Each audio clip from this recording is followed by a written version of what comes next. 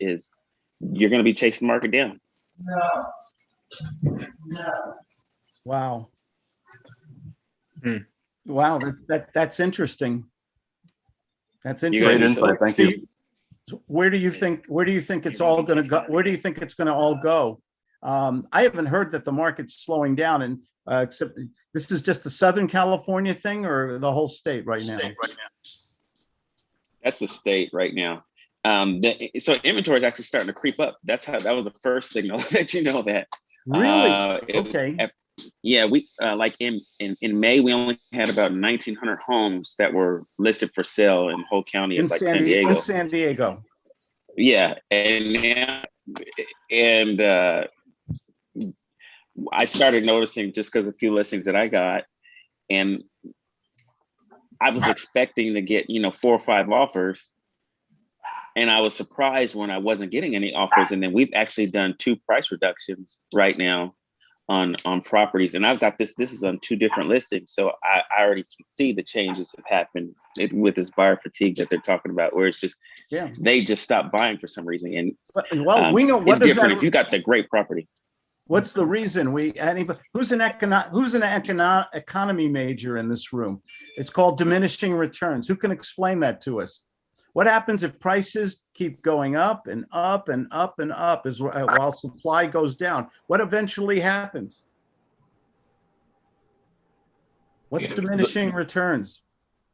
The lines cross. So basically spending $1 to make $1. You're not making $1 anymore. You're making 95 cents. You're making 92 cents. It goes back to diminishing returns, supply and demand. Thank you, Billy. I only know 2 things about real estate. It goes up and it goes down, and I never know exactly when or where.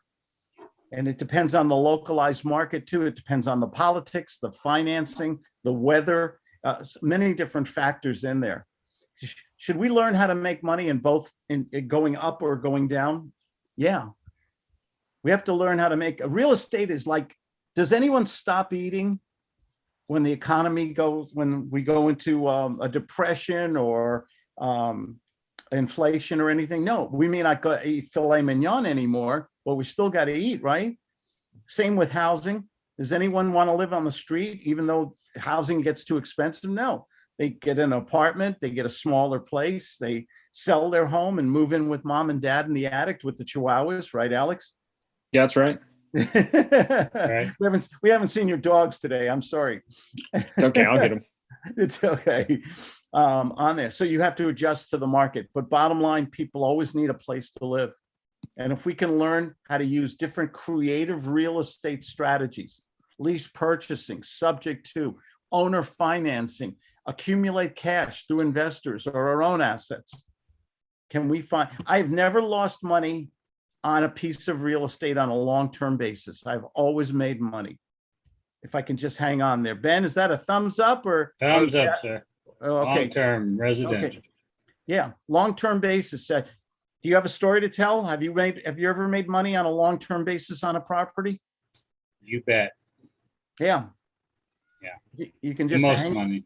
Yeah. And again, I didn't know that it was going to take off the way that it did, but nobody does. Yeah. Nobody does. What would happen if all of us could go back in the time machine, back in the DeLorean? If we could go back 20 years from now, 20 years, okay, 2001. Okay, I forgot what the economy was like then. I think we were coming out of a recession or something. What would you do? Yes. What would you do in 2001 if you could go back in the time machine right now? What would you do? Would you buy any and everything I could and hold it? Yeah, leverage. You would buy that one property that went up spectacularly in appreciation, wouldn't you? And just hang on to that for dear life. And if you always go back into the prices, if go back and look at properties and go back 10 years, 15 years, you can go back 5 years in certain markets and see an amazing appreciation in certain marketplaces. It's better than any stock or bond or savings account you'll ever have. And it's secure. Bailey has something here. Eventually, The sale price of houses gets so high that the renters can't afford what the owner needs to charge in order for them to make it a decent return on investment. Yeah. Do you think it's worth buying a property even if you lose $100 a month? Let me ask this question to the group. If you bought a property, but you knew it was a good home in a good area, but you were going to lose $100 a month, would it be worth doing? Could be. Yeah. Yes. If all It things, depends. all things being even, yeah. Yeah, It why? depends. What do you think, Troy? Your prediction of appreciation over the next few years, is it a short-term anomaly that's causing a pressure on the rentals, the rent that you can get? There's appreciation and depreciation to consider. It's not just cash flow. How am I going? What's my exit? How am I getting out of this? Down the road. When am I getting out of this? So What if yeah, it's just it's a keeper? It's a good home, good if it's neighborhood. a keep- It's early. Yeah, if it's the house is in good condition, maybe I've got a home warranty that I've taken out on it, take care of any big things that come along.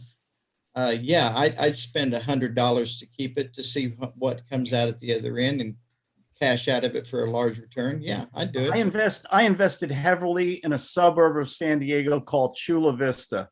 David Skolnick, tell everybody how. Hey, Lou Quinall, you're there. That's right, Lou. You live there. Lou, what has happened? How long you been in Chula Vista, Lou? Unmute yourself. 20 years. 20 years. What have you seen? What's happened at Chula Vista used to be? Remember how quiet it was? There was cows. Remember on Telegraph Canyon Road? We used to have a farm with cows there. This is 15, 20 minutes south of Lindbergh Field, the airport. Tell everybody what's happened to Chula Vista in 20 years. In 20 years, they built out towards the east, towards the mountain. They've got malls. They've just brand new malls, brand new property. They've got hotels coming up right now over here. I don't know. Has literally thousands, I'm going to say thousands of new homes been built and developed in Chula Vista. Colleges, Southwest College, Olympic Training Center. Olympic Training Center in 20 years. What would happen if you bought a home 20 years ago in Chula Vista? What were homes going for then? $150,000, $200,000? 300,000. 300,000? Yeah, but I was going to say 275, 300. 300. What are they going? What's an average home today? 600, 700? No, about $1 million right now. Really? Yes. Really? Yeah. We're talking Especially about in Eastlake. okay. Yeah. East Lake's East Lake, beautiful. love East Lake. I was president of the Villa Martinique in East Lake there. Claudia and I owned about 12 condos there. Oh my gosh. And we sold them all for a profit. Maybe a little too early too. Anybody ever have some regrets? You sold the property too early? I liquidated a lot of stuff before 2008 and 2007. Do you think I had any regrets? No, because we all remember what happened to that market. Very good discussion here. Very interesting. Would you guys like to see my $1 million presentation here for a little while? Yeah. Absolutely. Was anybody else dying to say anything before we move on? Mr. Carswell, good morning. Good to see you, sir. There you go. Hello. How you doing? Good. I like your home back there. Is that your Thank you so much. Thank you. a beautiful home or good or beautiful Zoom picture there? Yes, I thought it was very beautiful as well. Let's go here to I'm going to share my screen. Let me get rid of a few things here, make some more room. Here and let's go over here. This is a presentation. I'm just going to show you guys. This is what I do in front of audiences when I tell them about the gut sales method here. Can you guys see my screen okay? Yeah. Okay, good. And I try to make it very fast moving, very, very entertaining. This is a little video I made going Gangnam style. I'm not going to do that today. Here's a good old mind map, which all of you should have. If you don't have, I'll be glad to send it to you. It's a mind map of the GUTS rules. Here's the introduction. I'm using, by the way, this is Keynote is what I use for all my presentations. It's an Apple application. It's wonderful. It's the best application for any presentation. Anybody here ever have problem public speaking? The solution is real simple. Practice and set up your outline. Use your Keynote to be your outline so that you always have a different talking point when you're in front of a group or an audience. And so it makes it so much easier when you know what to say as you're clicking through there. I go in, we have a big problem in real estate. And then I go right into the guts philosophy. The salesman, this is good stuff. The salesman always comes first. We don't use scripts. You guys know, and for those of you, my regular folks, you know, scripts are caca. We never ask for the order. How come? Why don't we ask for the order? Question to you guys. Why don't we ask for the order? How come a gut salesman doesn't beg? Because we turn the prospect into the salesman. Right. We make the prospect want to buy. We make the prospect give it to us. Hey, Mr. Scott, now that we've worked out all the numbers and everything, I'm ready to move forward. What would you like to do next, sir? I guess we should sign an agreement. Yeah, I'll send you agreement. You guess, you know, sir, I want you to be comfortable with this decision. It's important. You came to me with a problem. We worked out the numbers. I'm ready to move forward, but I want you to be comfortable with this. You okay with everything? No, I know. Just tell me where I need to sign. We're ready. I'll send it to you. Take me about 30 minutes to send you a DocuSign. If you could get it back to me right away, I'll open escrow and you're going to get a nice big check on July 31st. Can you live with that, sir? That's fantastic. That's exactly what I was hoping for. Anybody else you have to discuss this with or get authority to make this decision? Well, no, my wife, she's in agreement. She's heard our conversation. She said, let's do it. Okay, so I'll send that to you now. You'll get it back to me before it's California, before 12:30 this afternoon. And we can move, and we got a done deal. I have your word on that, sir? You have my word. Yeah, You're a gentleman, sir. Good to talk with a man who keeps his word. Thank you. Boom. That's it. We don't beg. We just lock it up real fast. And that's part of the guts philosophy. We don't ask for the order, we make it given. No presentations until what? Our presentation's premature for most people. Yes. We suffer. We give too many feature and benefit presentations up front. What we should be doing is asking questions. We have to work hard. We have to work smart. We have to be creative. We have courage or guts. And can we have fun in sales? A lot of fun. Absolutely. The $1 million rule, most important thing I teach in my presentation. Prospects make immediate business decisions based on emotion. They only justify it later, rationally, intellectually. That is the premise of the gut sales method. That one rule. If there's one thing you guys take away from today, that is the most important thing. I ask questions with stroking, nurturing, redirection, tell stories, and make it emotional in the beginning while you're still qualifying the prospect. Why? This is so different from any other sales technique out there. Why do we do things the complete opposite of all your competition? Why? So we're memorable. So we get to the point. So we get them to, you know, we're different. People respect that and they like that. And we're personable too. You know, we're not just like hammering them with something. We're making sure that what we're offering works for both of us. And then we're, you know, calling them out on it. And hey, if you like it, let's go ahead and do business. Yeah. What happens when you give all the features, the benefits, all the intellectual gobbledygook up front? What does the prospect always do to us? They push it back. Yeah. I got to think about it. Yeah, I got to think about it, right? Yeah. Like seriously, guys, don't say anything other than what you need to say. Figure out what their situation is, what their problem is, and then only talk about what you're going to do to solve it. Anything else is just going to confuse them, and a confused mind says no. Yeah. Mm-hmm. Mr. Prospect, what would you like to see tonight? Suzette, why are we talking today? Smile, Suzette. We see you. How do you know? Get to what would you like to see happen? If you found the right property or you found the right contract or situation, you wouldn't be able to take an action or make a commitment today, would you? Notice I went to a negative redirection. I'm getting what we talked about last week. Micro commitments, getting those little big, getting up the success ladder with those little baby step commitments all the time. How many of us have given $1 million presentations and then the prospect said, I'll think about it. I'll talk to my spouse. I got to light a candle in church, or call me in 2 weeks, send me your contract. How many of us have heard this garbage all our lives? And what are they really saying to us? Bye.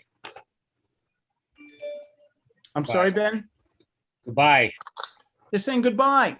They're saying, I don't want to make a commitment. When they say, I'll think about it, who's in control? They are.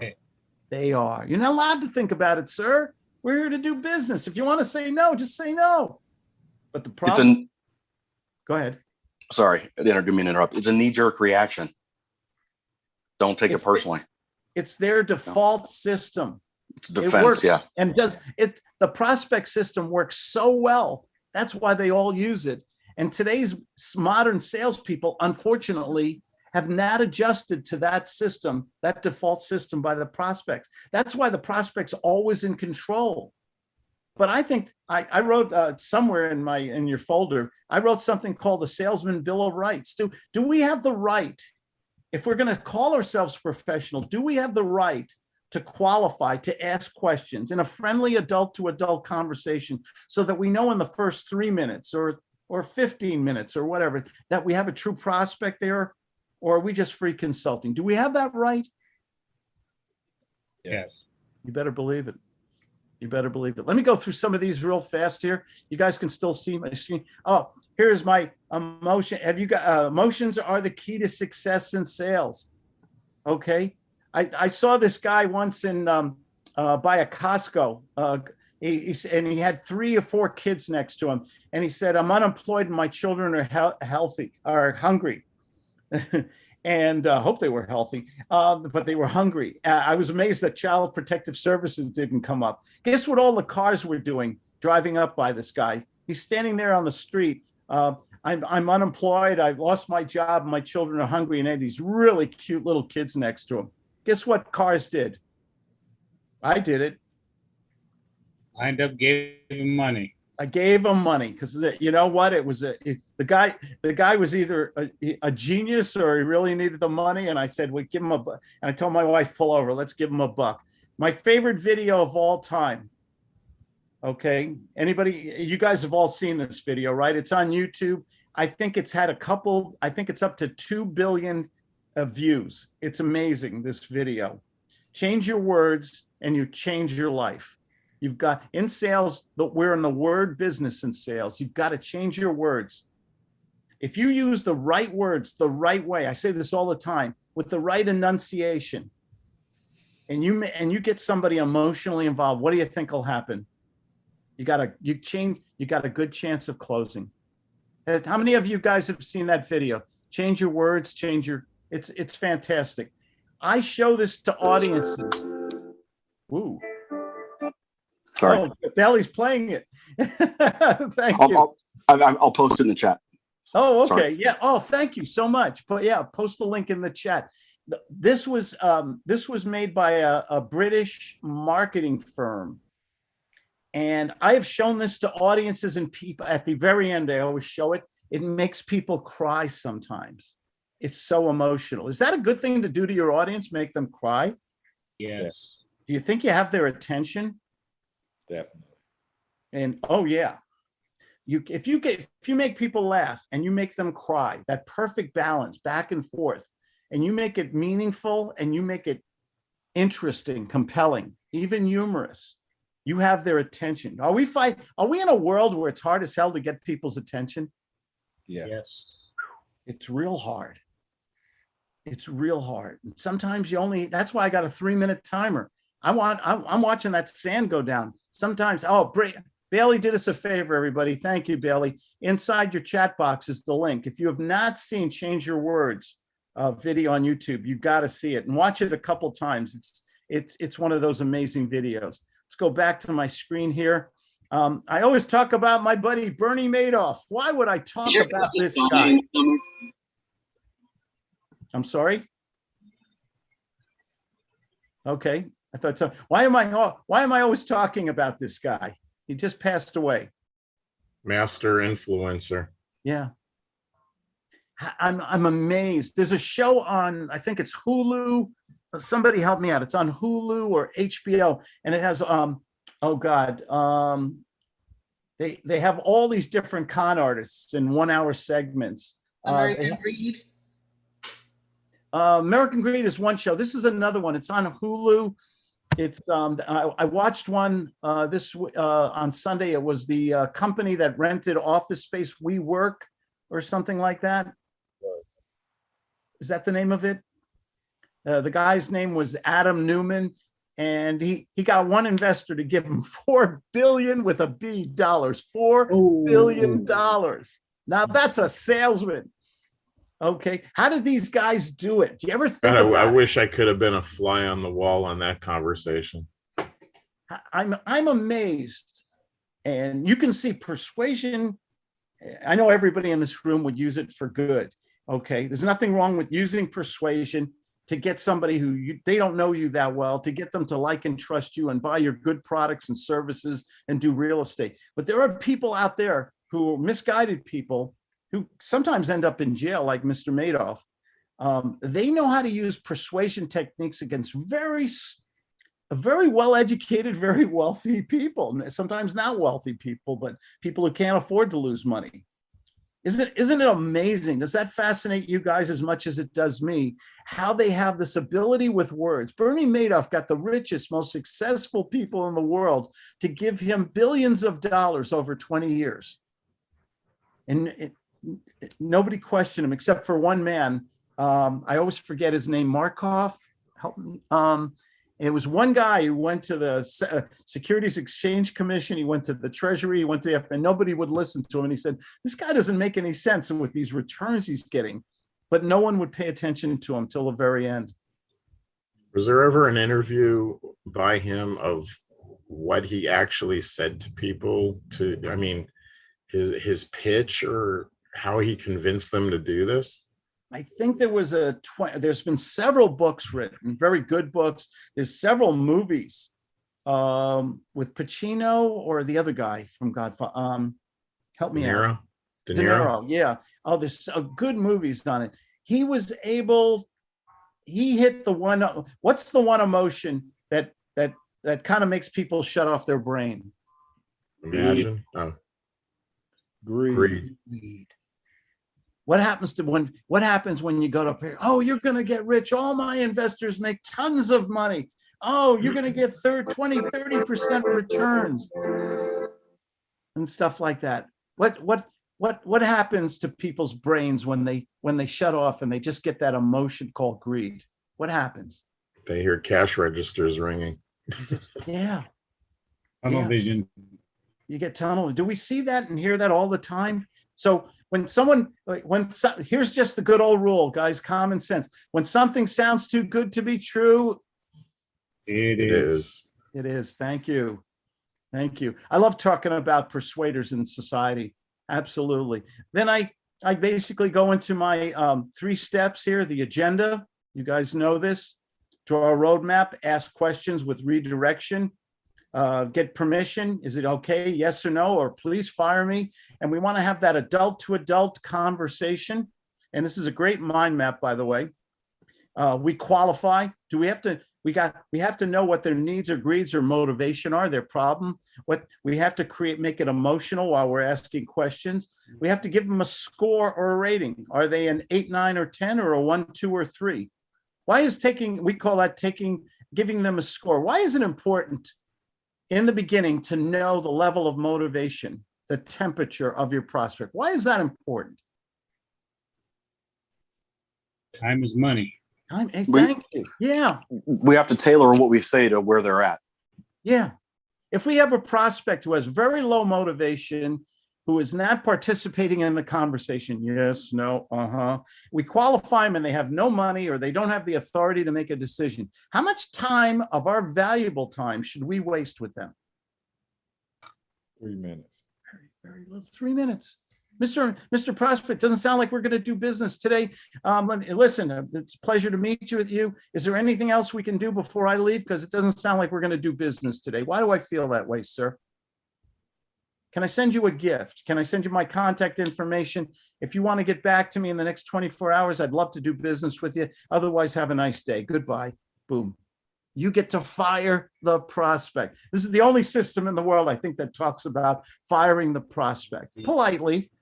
Every now and then they do come back, but how many besides me have spent way too much time and resources with prospects you will never do business with? Am I the only one in the room? Brandon, Jason, Suzette, Lou, we've all done this, right? So I think we got to get in our mindset. You know, what am I just practicing with this person, or am I just doing free consulting all day long? Can't tell you how many times. We got to qualify people for money, time, and do they have the character to make their commitment? Finally, the close. We've got to get those commitments, those micro commitments. We have to satisfy them. And then we give finally the intellectual presentation while tying in the greeds, fears, and joys. We give the intellectual presentation after we get the commitment, and we constantly, sometimes 2-3 times or more, we have to go over those needs and greeds, all that emotional stuff they gave us when in the very beginning. We want to make them buy, and then we ask the question. What is the question? When we get the commitment, we've qualified them, we've gone through the 3 steps. What's the question we need to ask them? What should we do next? Yeah, very good. Thank you. Hey, Brian, what should we do next, man? I've made a decision. I'd love to help you solve this problem. I want to do business with you. What should we do next, sir? What would you like to do next? Well, I guess let's get things moving. I'm sorry, what? I guess let's get things moving. Yes or no, sir? You feel good about this? I want you to feel good. I feel good. Okay, so that's a yes? Yes. Thank you, sir. Appreciate your commitment. Boom. Make them give it to you. What happens when we get a salesman who begs and, well, the price goes up on Friday, there's only 2 left in stock? When he does those obvious takeaways, what happens to the prospect? What goes on in their head? They feel like they're being manipulated, right? What happens when a prospect hears the same old corny lines, the same old corny ask for the, has anyone here ever met the annoying salesperson who keeps asking for the order? They're still, Yes. Pardon my language, they're still teaching this garbage. And the prospect then replies with their typical defense. Yeah. Because you've gone back to the status quo system that, frankly, it doesn't work as well anymore. It still works. You knock on enough doors, sooner or later, someone will say yes, but that's exhausting. I want to go to the bank. I want to work smart. I want to speak to fewer prospects and make more money. How about that? My rule of 5. I think that's in here somewhere. So that's the close. Don't love and leave, by the way. Don't love them and leave them. What's the after sell technique that we have to do? Lou Quinall, are you comfortable with this decision, Lou? You're not going to call me up and say your wife's mad at you or you changed your mind. You strike me as a gentleman, a man of his word. Why do I feel that way about you? Well, I try to be a man of my word. Okay, you comfortable? We came to this decision very fast. This is a very expensive property. You're not going to call me up later and say you're in the doghouse, you're sleeping on the couch, right? No, I don't think I'm going to do that. That's not me. Okay, so before I spend a lot of hours of work and get the money and everything else I'm going to do, this is a done deal, right? We're all good. Yes, sir. Yes, sir. Thank you. I appreciate that. I know that. I feel so good. I feel good about you, sir. I trust you. I really, even though we just met, I feel like I can trust you. Thank you. You're a rare breed in a society where people don't make commitments. Thank you for being like that. Okay, that was a super stroke. That may have been over the top a little bit. Why am I doing that last The love it and leave it, the final step. That's the final step of the closing technique. Don't love and leave. Why is that the most important step in a sale? You want to make sure that, Go ahead. yeah, you want to make sure that he sticks with you. He likes you. What happens when we're on that honeymoon and we just grab that contract and want to get off the phone, and what happens every now and then, and it breaks our heart in two. Buyer's remorse. And you're Buyer's remorse. and by you doing that, you're Yeah. giving him the mental leverage he needs to overcome that if it happens. Yeah. Yep. You're giving him a way out. Has anyone here ever done a deal and you started spending the money? Oh, I'm going to pay off this bill. I'm going to get my wife this. Maybe we can go to Hawaii now. Oh, we're going to get 5 more Chihuahuas. You spent all that money in your head. And then Monday morning came around and you got that boohoo phone call. Charge back. Claude, Charge back. Charge back.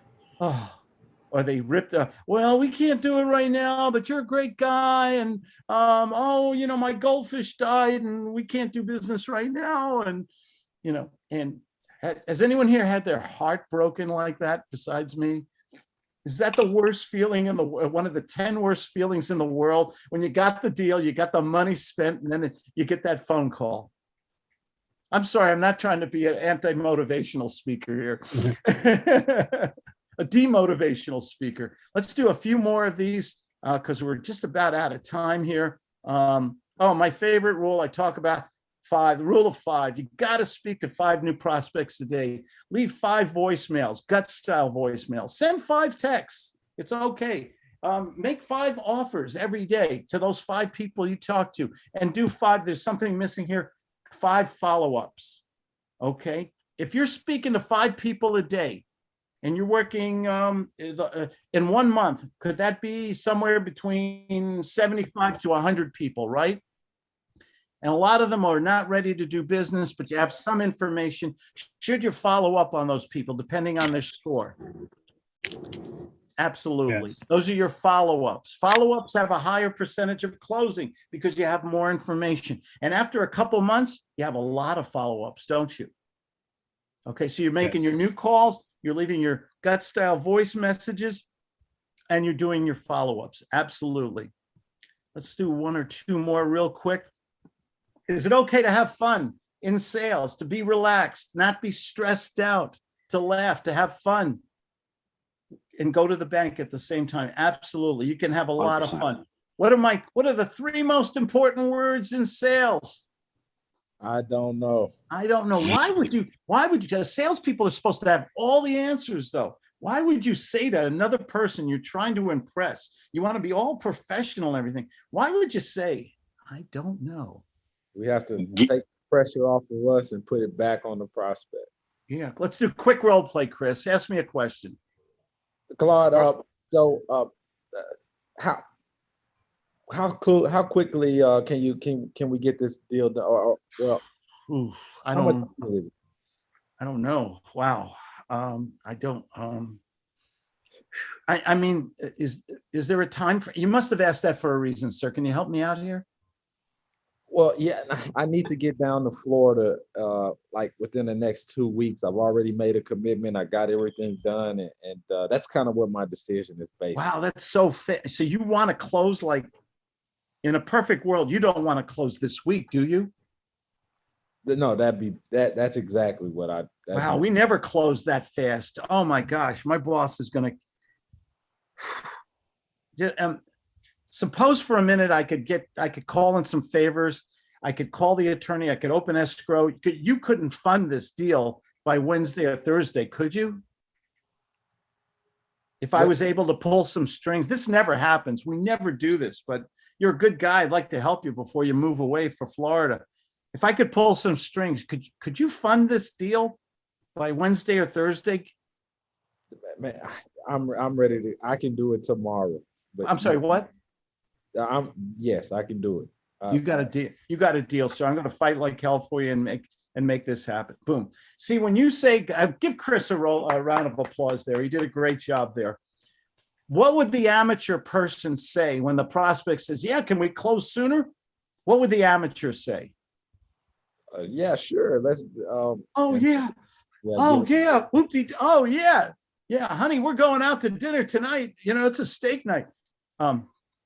He's gonna, and you get emotional and you get too happy. What starts to go through the mind of the prospect when you're too happy? Can't hear you, Brandon.